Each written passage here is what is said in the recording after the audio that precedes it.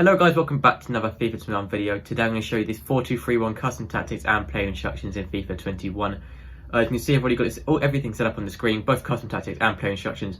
Everything's ready to go and the formation is already here. I'm going to get straight into custom tactics, no waste any time, make sure to subscribe. And this is the first custom tactic, so the defensive style is balanced. And also the offensive style is both balanced. So both balanced here is mainly because it's a very balanced formation with the shape. And all pros, every pro I've pretty much seen uses balanced almost all the time for almost every formation anyway, especially if this formation balance is just so unpredictable compared to using just long ball or fast build up. So it's much better to use balance, especially when you're high level, and also it's much easier to sort of have a mixture in your game playing style. So defensive style is also balanced, so 5 width to keep it nice and balanced as well, and then depth 6. You can play on 4 depth if you feel less comfortable defending, if you're a low division, 6 if you're much higher division, and then 5 if you're sort of in the middle. 5 maybe sort of div 4, 5 players, maybe div 3 as well. 4 for maybe the much lower division players, and then 6 for the high division players. So the offensive style is balanced as well. Width I have on 6. This is to get the cams out slightly wider, as they do act as wingers in game. So making them even wider does really help attackingly. Players in the box is on 7, just to help get more players in the box, because when you have more players in the box with this formation, you're going to score more goals. It's as simple as that. Corners I have on 3. I don't know why that was set to 5, and then free kicks is usually on 1. I don't really care about free kicks being high, because you never really score free kicks by crossing them in anyway. And corners is just on 3, because when you get more players into the box, it's usually your centre backs will go into the box when it's on 3, and they're very tall, almost always 6 foot plus. So it's really easy to score corners from those.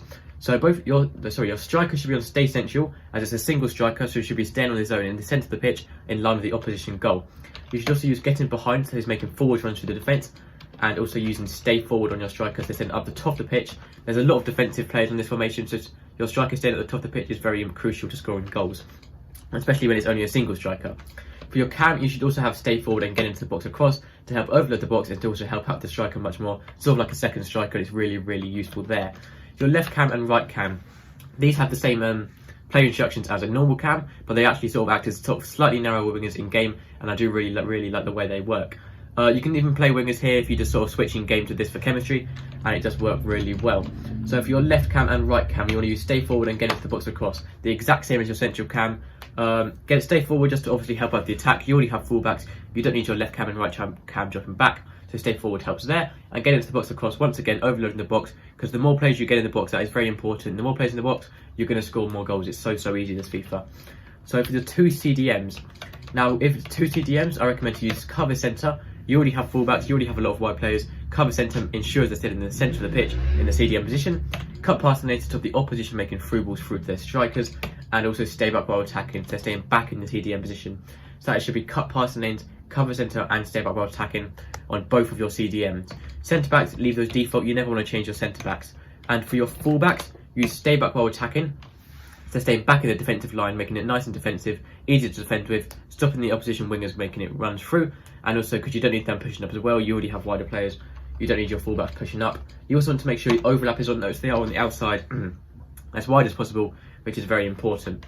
And lastly, for goalkeeper, you want to use cover crosses and sweeper keeper, which a lot of people don't use, but it is so useful to win the ball from corners and crosses and things like that. And that's all the custom tactics and player instructions. 4-2-3-1 formation, one of my favourite sort of narrower formations in the game. It's really good, and that's going to be it for this video. Everything is there.